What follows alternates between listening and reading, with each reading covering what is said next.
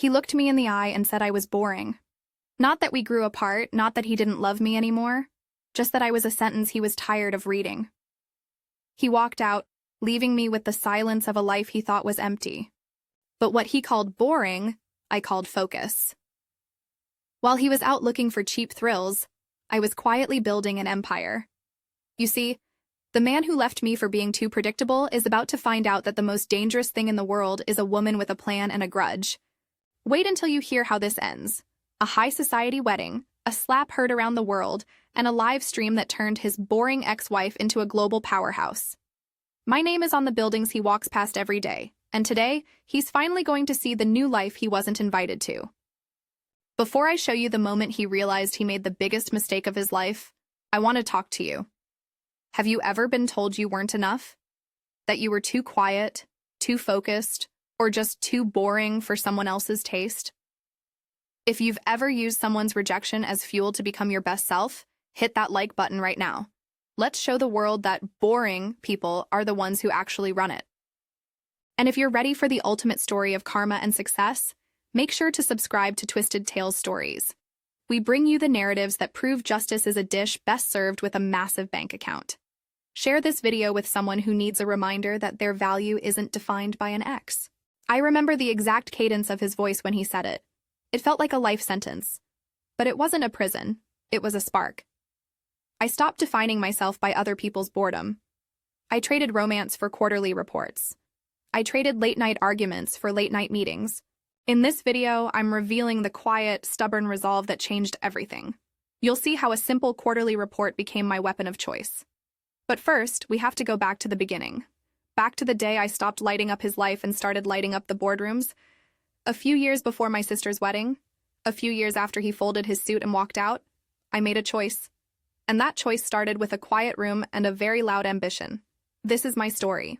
He left me for being boring. And I remember the exact cadence of his voice when he said it, as if it were a sentence I'd been sentenced to live with. But that line wasn't the end of my story. It was the spark. Wait until you hear what happened next. A wedding, a slap, a live stream that ignited a storm, and the very thing they tried to make me lose became the place I planted the roots of a new life. Adaptation, brief backstory included to align with the title. A few years before my sister's wedding, a few years after the man I had once trusted folded up his suit and walked out saying I was boring, I made a choice. Not a dramatic vow or a bold declaration for social media. Just a quiet, stubborn resolve to stop defining myself by other people's boredom. I threw myself into work, into late nights with quarterly reports and well-structured meetings, into a life that made sense to me even if it didn't light up someone else's idea of romance. If you're here for comeback stories, hit like now, because this one builds into something that isn't about proving anyone wrong so much as reclaiming what's yours. People say grief looks like broken things: a coffee cup, an unanswered text, a closed door. For me, it looked like spreadsheets and blueprints. It looked like a job title I earned because I could carry responsibility, and a space I paid for with my own money.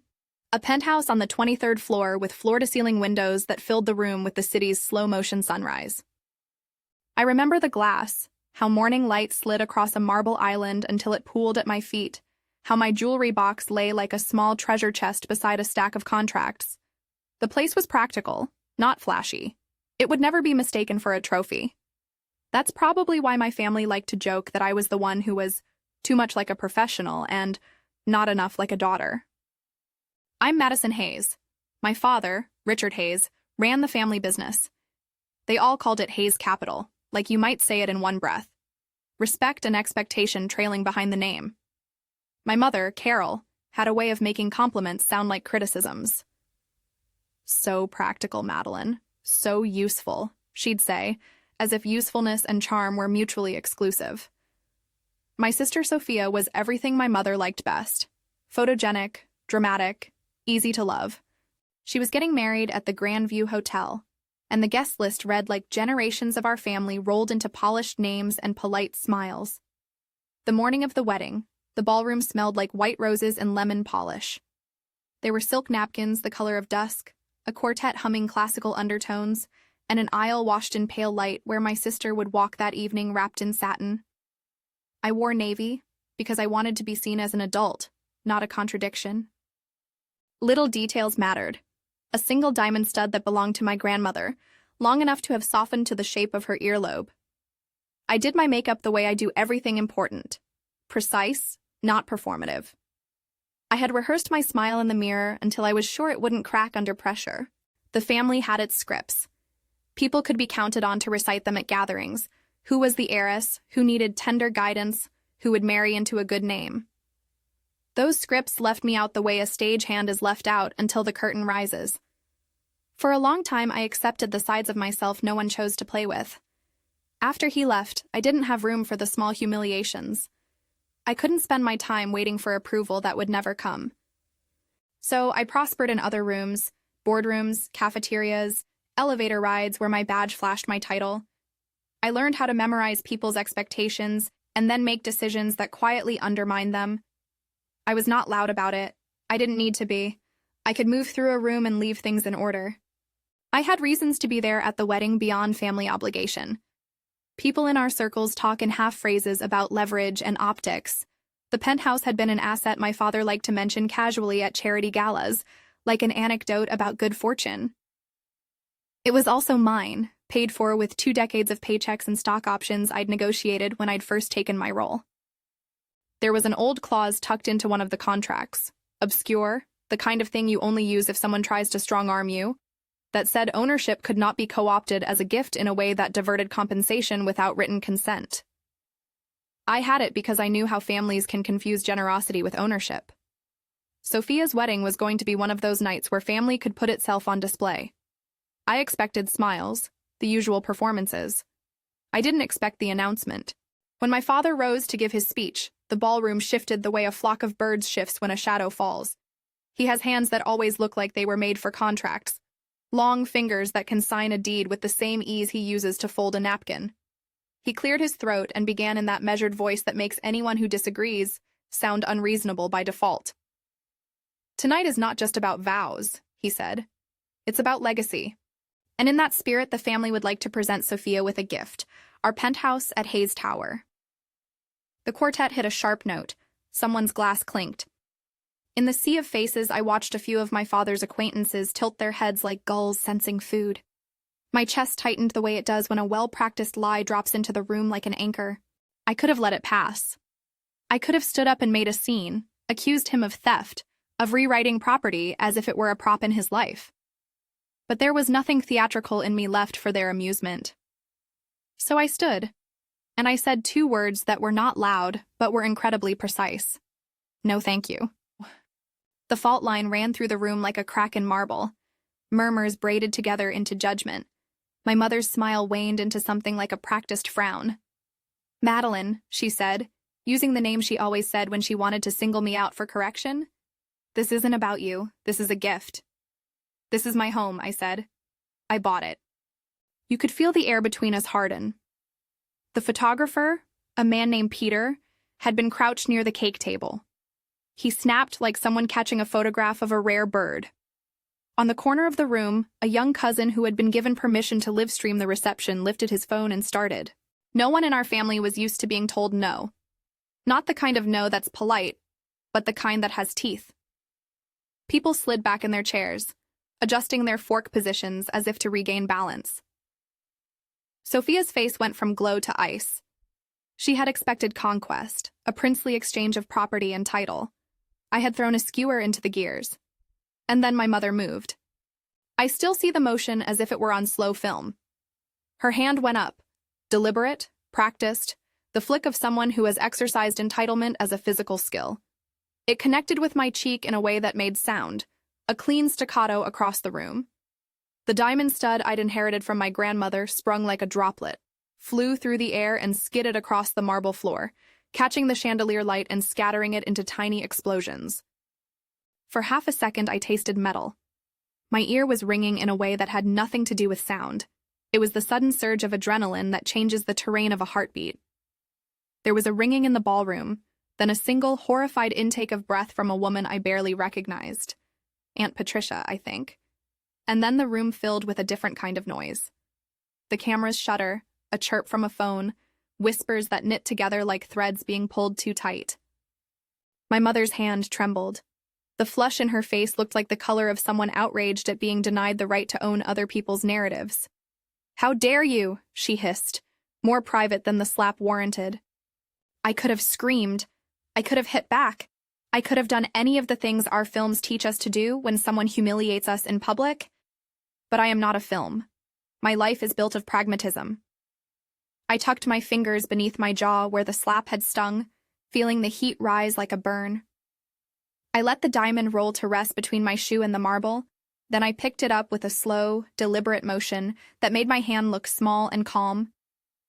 The live stream, which had begun as an indulgent cousin's afterthought, transformed the moment into something I could not control. A bright red live icon blinked on the corner of the feed, and within seconds the numbers began to climb. Hundreds, then thousands. A neighbor's account shared the clip. A local influencer retweeted a fragment. Someone somewhere added a caption that would later read like a verdict. People ask me about the moment I decided to walk away. Did I feel fear? Yes. Did I feel disbelief? Yes. Did I feel a strange, cool clarity under the hot shame? Also, yes. Sometimes clarity is what happens after your boundaries have been violated. You either rebuild them, or you keep letting people rearrange your life like furniture. I had built a place to live for myself, and in that moment, I decided not to surrender it. So I left the ballroom, walking past linen and orchids, past my sister frozen at the edge of the dais, past a pantry door where the sound of a dishwasher kept time like an indifferent metronome. The city that my windows overlooked felt different in that moment, not an abstraction, but a kind of witness. I slid through the double doors into the corridor and leaned against the cool wallpaper, listening to the distant swell of chairs and low voices. My hand moved to my bag. My fingers found my phone. The screen lit up with the camera angle of the cousin's live feed, a shaky close-up on my mother at the moment the room went still, and the view count was climbing, numbers like a tide. Someone in the hallway said my name softly, like an apology that had arrived too late.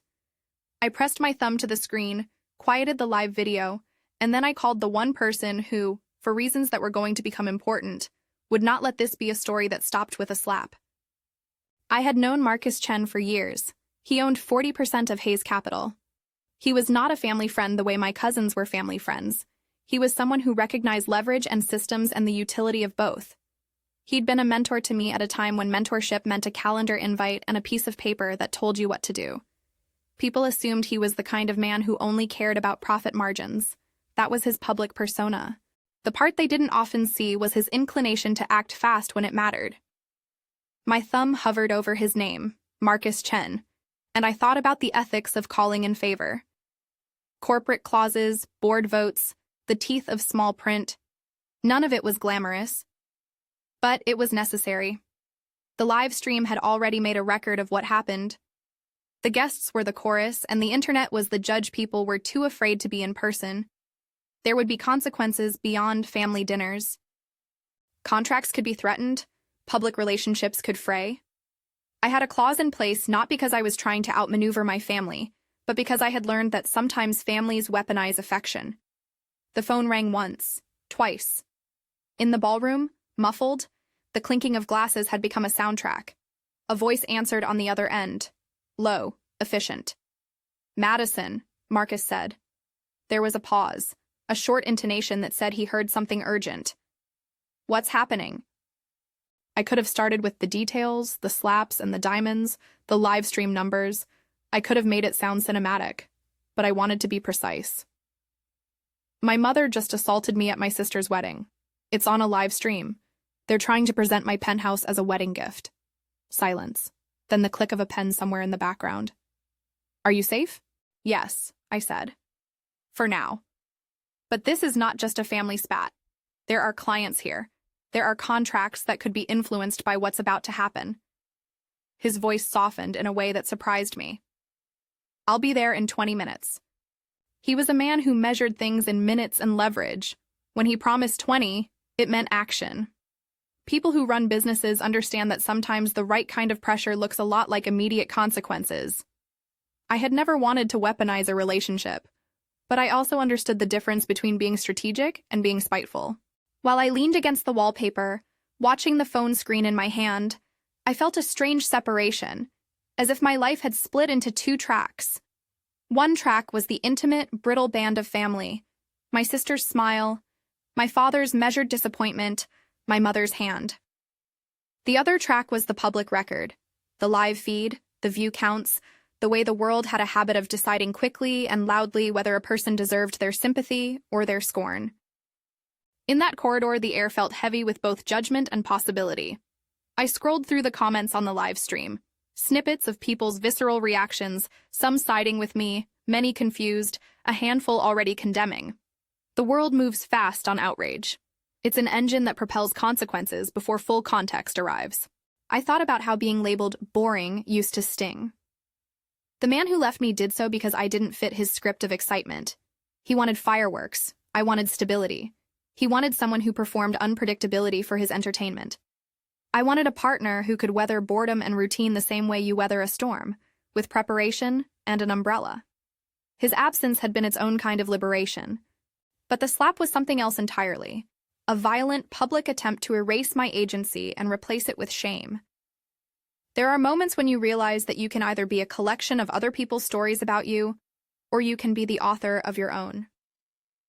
Standing there with a phone in my hand and a live stream climbing behind me, I chose to be the author. I closed my eyes for a second and cleared my throat. Get here. It was not a command. It was a request that acknowledged both our different currencies. I could call lawyers later. I could file a statement. But for right now, I needed someone who could make sure the board heard the right version of events before the wrong one settled in. I needed an ally who was fluent in both corporate consequence and discrete force. The call ended. I pressed my thumb against the phone screen and pulled it to my face, watching the ballroom's live feed in a small, wobbly window. My mother's face, in close-up on the screen, looked spent and furious in equal measure. My father had no idea, or he did and chose prestige over protection. There's a kind of cruelty in making a public stage of private disputes. I had been raised to believe that family had a default authority. Blood meant deference.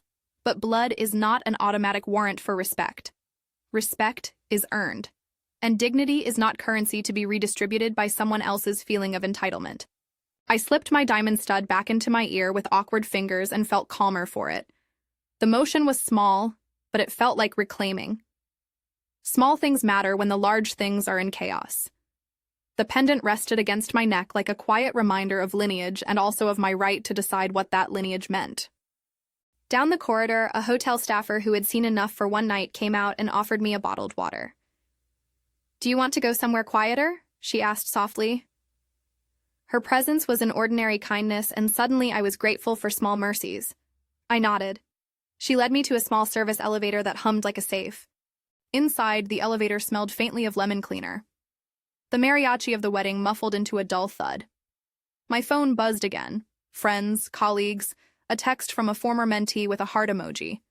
The world was calling, gossiping, judging, sympathizing, or simply curious. I thought of my husband's voice calling me boring. His words had once felt like a sentence. Now they sounded like a footnote.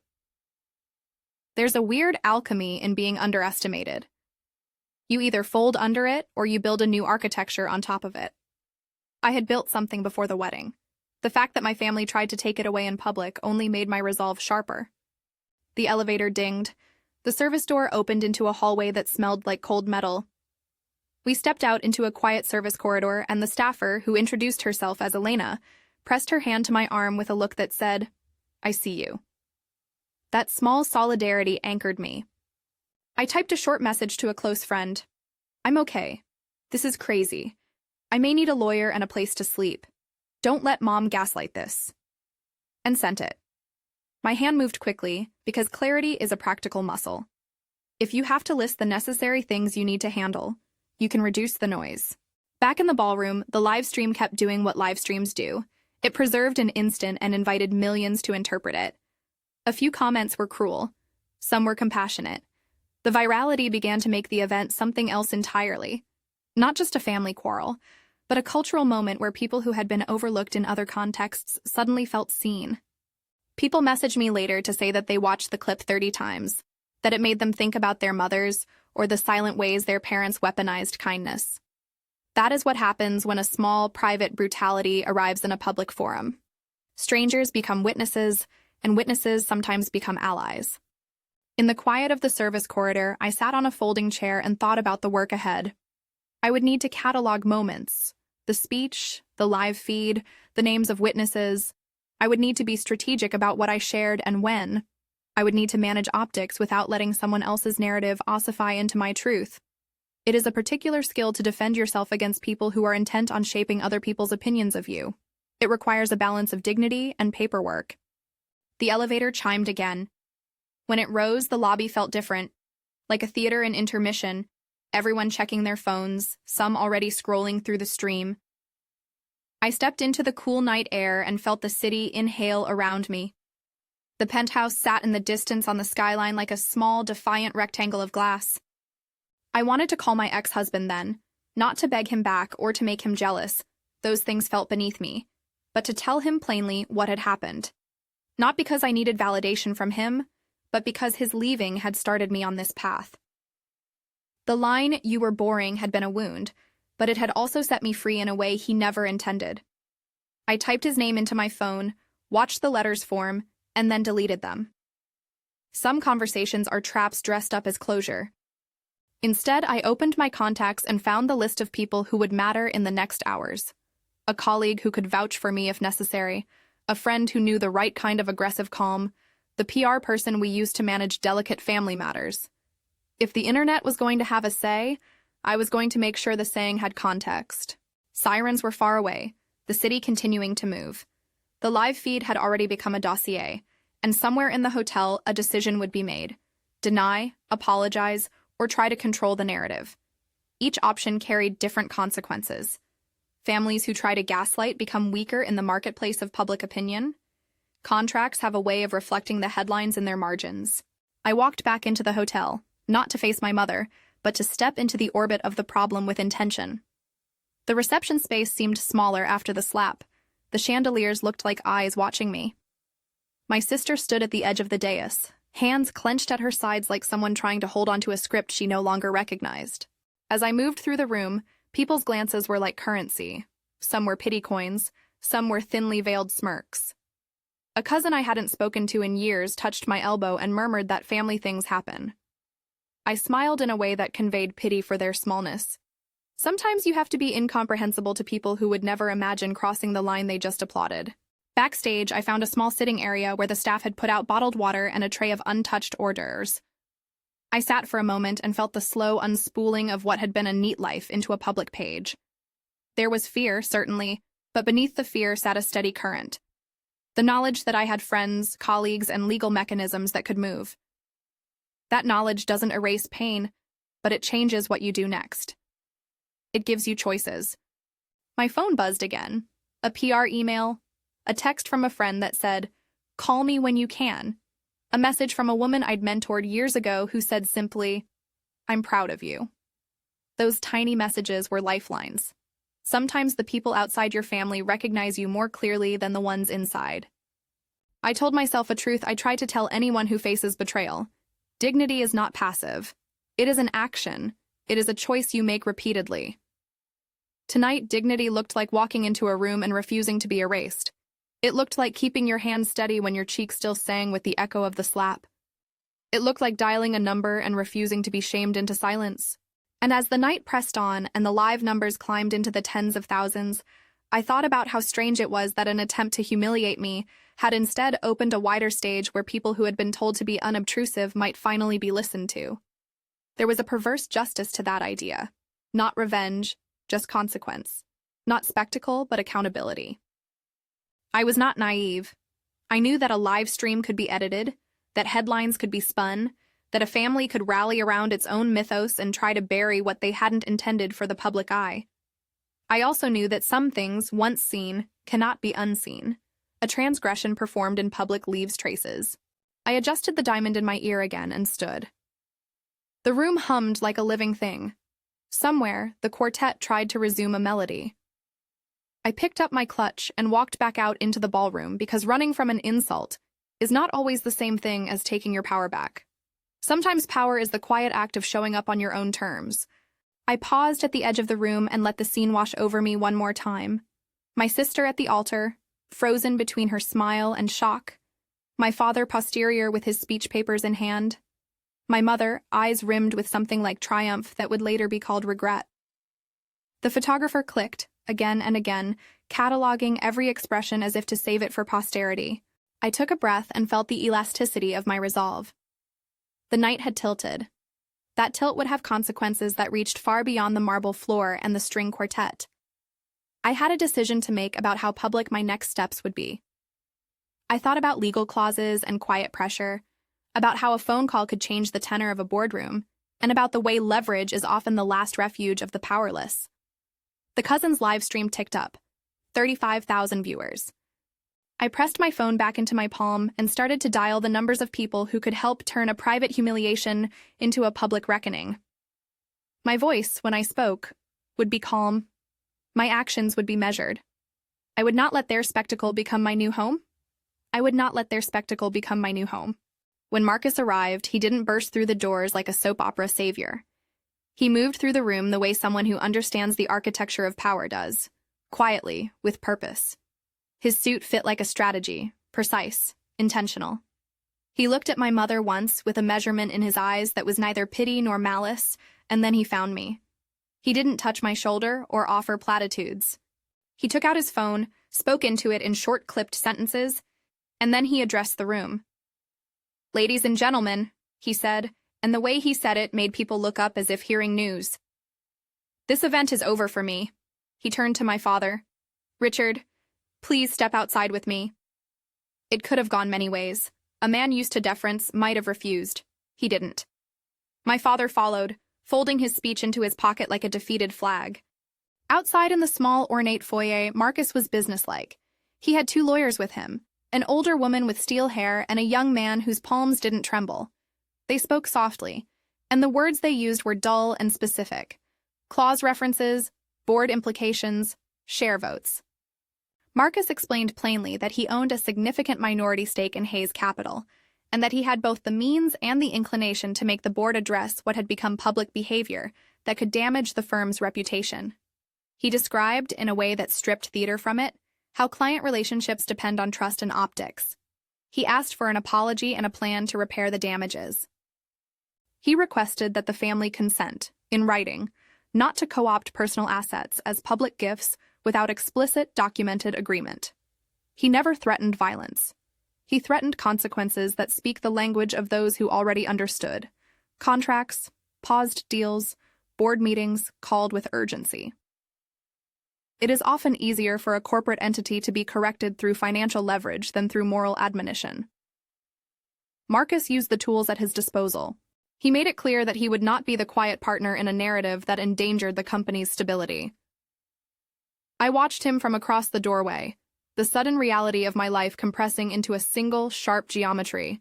Leverage, contracts, a live stream with numbers climbing by the second. Marcus did what a true ally does. He translated outrage into action without turning it into spectacle. He spoke to the hotel manager, asked that the live stream be preserved as evidence, and then asked the PR team to prepare a statement that would not hide facts, but would insist on context. In other words, truth, not theater. Back inside, the room had the flavor of interrupted ritual. Guests clustered around screens. Someone had uploaded clips to a dozen platforms. Within hours, outlets I rarely paid attention to began pinging my phone. My phone, which had been an instrument of private life, recast itself as the epicenter of a public narrative. Marcus and his team ushered me into a small side room and explained the possible scenarios: apology and repair, denial and spin, or silence and legal recourse. Each choice had consequences. None of it was neat. We opted for clarity. There was no appetite on my part for a messy, performative apology from my mother. I wanted an acknowledgement and accountability. An explicit apology that recognized that assault had occurred and that coercion of property in a public forum was unacceptable. Marcus's lawyers drafted language designed to hold people to account without seeking to humiliate them further in a way that mirrored the violence I'd just experienced. The first consequence was immediate. A key client, one whose contract had been sensitive to reputational risk, put negotiations on hold. Another partner tweeted that they were monitoring developments, a corporate euphemism for "we're worried about the optics." A local philanthropic partner announced that it would postpone its gala where Hayes Capital had been a premier sponsor. The ripple effects were not legal in the criminal sense, they were commercial. Money conversations started to happen in boardrooms where affection had once been assumed to carry weight. Hayes Capital's board called an emergency meeting for the next morning.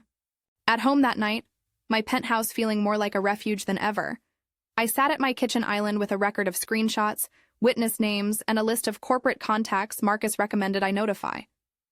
Marcus didn't ask me to be performative. He asked me to be strategic. That strategy, which felt pragmatic rather than vindictive, was transformative.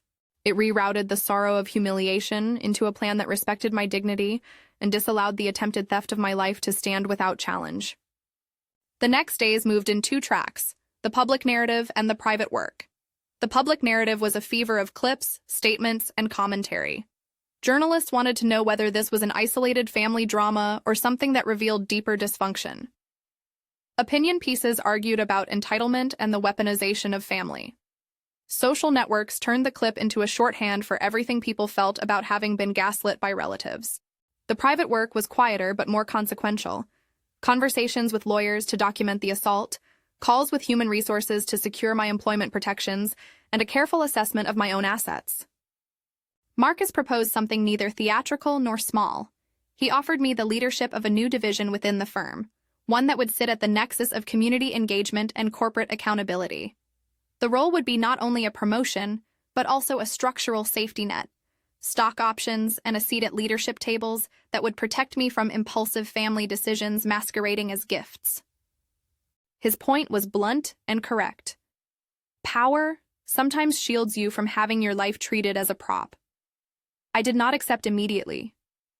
The truth is, I wanted something purer than retribution. I wanted my work to be meaningful and my home to be mine. I wanted the indignity to be the inciting incident that led to repair and responsibility, rather than a vehicle for anyone's humiliation. After a week of conversations, during which Hayes Capital's board endured pointed questions from several major stakeholders, the company offered a resolution. A formal apology to me for the assault, a public statement about the incident with commitments to non-coercion in familial transactions, and the opportunity for me to take the leadership role Marcus had proposed. There would be no theatrical firing of anyone. There would be instead a rebalancing of governance and a tightening of corporate protocols. There were voices that wanted vengeance. I did not. I wanted equilibrium, accountability without spectacle. That sounded to some like compromise. To me, it sounded like integrity. I wanted the family structure to change in ways that would make future slaps less possible. I took the leadership role because it gave me both the authority to influence corporate behavior and the financial independence to make choices on my terms. When the contract arrived with the stock options included, I signed it. The aftermath of the incident was complicated in ways that legal papers can't fully explain. Some relatives tried to minimize the event. Others were openly hostile. My sister and I did not speak for months. My mother sent messages that became less frequent and more formal until they stopped altogether. I changed the locks on my penthouse the day after I signed the new contract, not as an act of petulance, but because I wanted my sense of safety to be palpable. Safety is often made of small, ordinary objects: sturdy deadbolts, a clear list of emergency contacts, a key ring that only I possessed. I also made a different kind of decision: to be generous where it mattered. When a discretionary bonus landed in my account, hard-earned and deserved, I allocated a portion to a local women's shelter I'd supported once quietly in the past. That donation wasn't performative. It wasn't a line on a resume. It was a concrete choice to fund safety for others who had been exposed in ways I had been. I used a quiet afternoon to meet the shelter director and learn what real needs looked like: funds for temporary housing, counseling, job placement. I offered the penthouse for an intimate fundraiser, not to show off wealth, but to create a space where survivors could meet and not be judged. The first shelter event I hosted in my living room was an evening of honest conversations and lasagna. The penthouse, which had once been a subject of family gossip, became a place where women shared stories about being dismissed for their practicality, about being told they were too serious or too steady. There were tears and there was laughter. Someone from the shelter, a woman named Rena, told me she had watched the clip, that it had made her reach out to an estranged sister. It felt strange and right that a wound done to me would become a connective tissue for others. There were practical decisions to be made, too. I severed certain lines of communication. I blocked phone numbers that had become vehicles of derision and guilt. I refrained from responding to messages that tried to frame my boundary setting as betrayal. That was not easy. It was lonely. But it was also clarifying. Choosing who gets access to you is not cruelty. It's self-preservation. Professionally, the role I took on allowed me to shape policy. We crafted a family transaction protocol that required explicit, documented consent and independent valuations for any gift of corporate adjacent assets. We pushed for transparency. Marcus guided but did not dictate. He had been the one to step in when the situation called for someone to translate outrage into consequence. Now he watched as the company moved toward healthier governance. There were costs. Hayes Capital lost a few partners who equated family drama with risk and preferred to distance themselves until the dust settled. The company's stock tripwires in the short term. There were tense conversations in the boardroom about client confidence. My father faced a new kind of scrutiny. Board members who had once nodded at his anecdotes now asked for memos and minutes. Those who had once considered emotional labor as background noise began to see the cost of ignoring it. It wasn't punishment, it was consequence aligned with the commercial realities of reputation and trust. Meanwhile, the public continued to be fascinated. A journalism friend asked to profile me for a business feature. She wanted to know how I'd navigated humiliation without letting it define the rest of my life. We talked about the man who had called me boring years earlier, about how that dismissal had perversely been a catalyst. I described the way his leaving had been both a loss and a liberation. That line, about being labeled boring, made some headlines, because it's a sentence people understand viscerally. We've all been underestimated. The piece ran with a headline that read something like, "From dismissed to director, how Madison Hayes reclaimed her narrative." It was not contrived. It was an honest accounting of damage turned into design. There were moments of temptation, to answer snide messages from relatives, to post triumphant images. I resisted. Victory, to me, was not in scoreboard gloating. Victory was in the steady accumulation of choices that made my life safer and richer in meaning. When an old acquaintance texted an exuberant, "So he sees you now?" After a profile dropped, I replied simply, "I'm not living for him." That reply felt tidy and true. The media attention brought unexpected invitations. I was asked to speak at a small Women in Leadership roundtable. I declined at first. Then I accepted, not to be lauded, but to listen. At my first talk, I spoke about boundaries as a professional instrument as much as a personal one. Dignity is a practice, I told the audience. It's not a thing you wait to receive. Afterwards, young women queued to shake my hand, and their faces were the kind of grateful that makes the fatigue of a long fight worth it. They told me about microaggressions that felt like slow water wear, about parents who wanted them to be smaller, about spouses who confused spectacle with intimacy. In a way I had not anticipated, my story offered a mirror to others. There were quieter moments of healing, too. Therapy helped me untangle why being called boring had lodged in me like a splinter. I learned how to take care of the parts of me that had been starved for validation, not with rituals of consumption, but with practices of steadiness. I began to sleep better. I began to build a life that was rich in chosen rituals. Sunday dinners with friends who had stayed, long walks with Elena, the hotel staffer, who had offered kindness when it cost her nothing, and monthly dinners for the small cohort of women I mentored. Chosen family became not a slogan, but an ecosystem. Dinner parties were full of laughter and blunt talk about money, about men, about mortgages. Marcus, less and less of a shadowy fixer and more of a blunt mentor, sat in the corner occasionally and listened. He sent messages sometimes, simple, practical notes, an article he thought I'd like, a chart of leadership models. He did not seek to be the hero of my story. He simply showed up in ways that mattered. Months passed and the public thunder quieted into a steady drip. Some relatives reached out with blandly contrite messages, others with legalistic defenses. My sister and I exchanged a brief, brittle message around the holidays, an attempt that fell flat. In truth, the severance between us was not easily mended. Trust is a thing that takes time and often doesn't repair into what it once was. I grieved that quietly, not for spectacle, but for what had been lost. And then, A moment I'd not scripted. Someone from Forbes called with interest in featuring the work I was doing on governance and survivor support within corporate structures.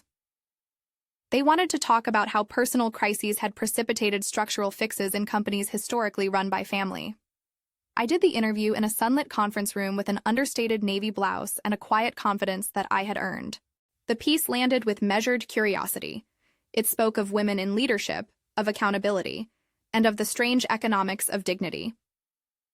That article did something small and enormous. It meant my work was visible in a different register. People began to approach me not as a dramatic clip on a feed, but as someone with ideas and experience. Invitations to panels came not because I had been viral, but because people wanted the insight that comes from having weathered complexity and returned to build systems that made similar pain less likely for others. As my public profile rose, the man who once called me boring remained, for the most part, a quiet figure in the periphery of my life, an adaptation that had shaped a prologue, but not the plot. Once, through a mutual connection, I learned he had moved to another city. A friend mentioned in passing that he'd seen the Forbes piece. I felt nothing dramatic. No gloating, no desire for confrontation. I was curious for a second, maybe, about whether he'd privately reconsidered his dismissal. But curiosity is not the same as dependence. I had built a life that didn't require his approval to exist or to be good. There were, of course, people who framed my choices as ruthless. They would say, "She weaponized influence." To them, I would respond, if only in my head, that insisting on accountability and on equitable governance is not weaponry. It is civic responsibility.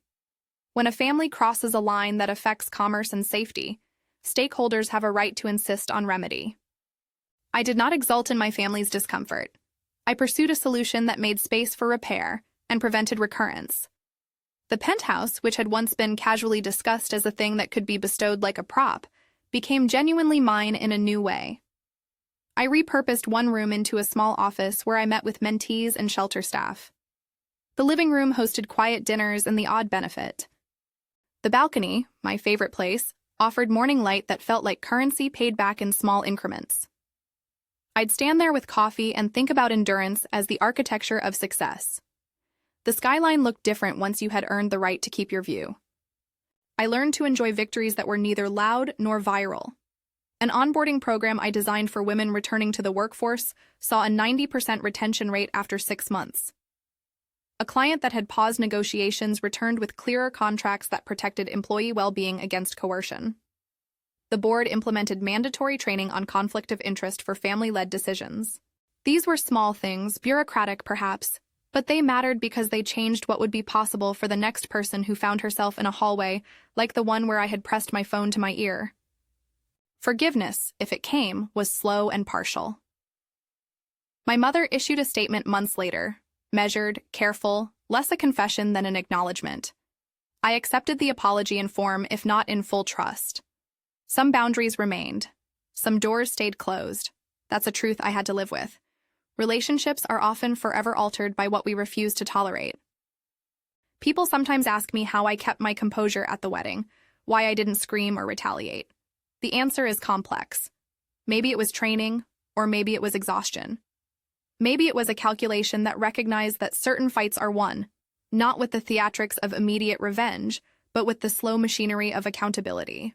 Or perhaps it was simply that I had learned, first through the man who left me and called me boring, later through the slap, that the currency of my life was in my hands, not theirs.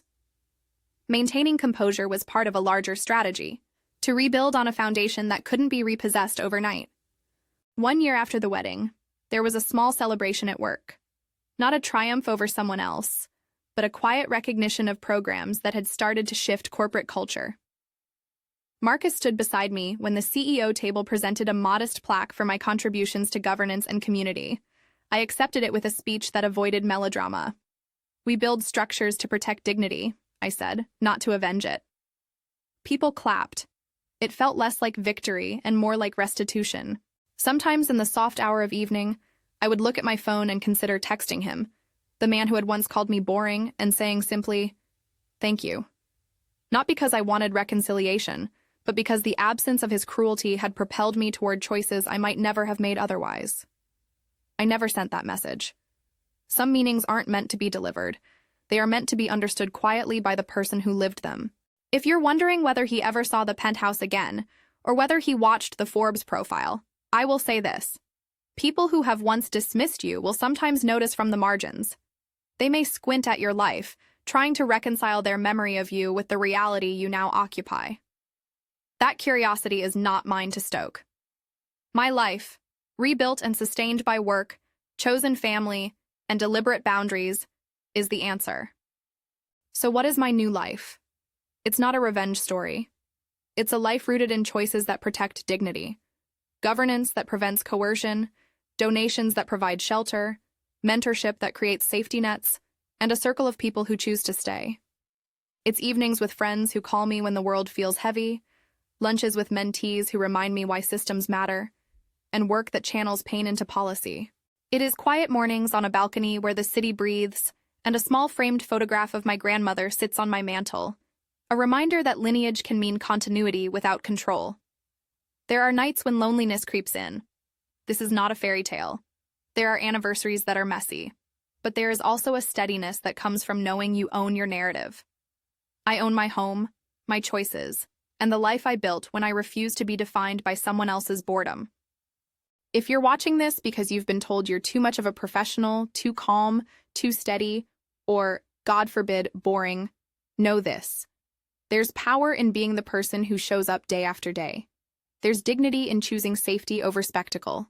And there's freedom in building a chosen family that recognizes your worth without requiring you to perform for it. I won't pretend the path forward was without cost.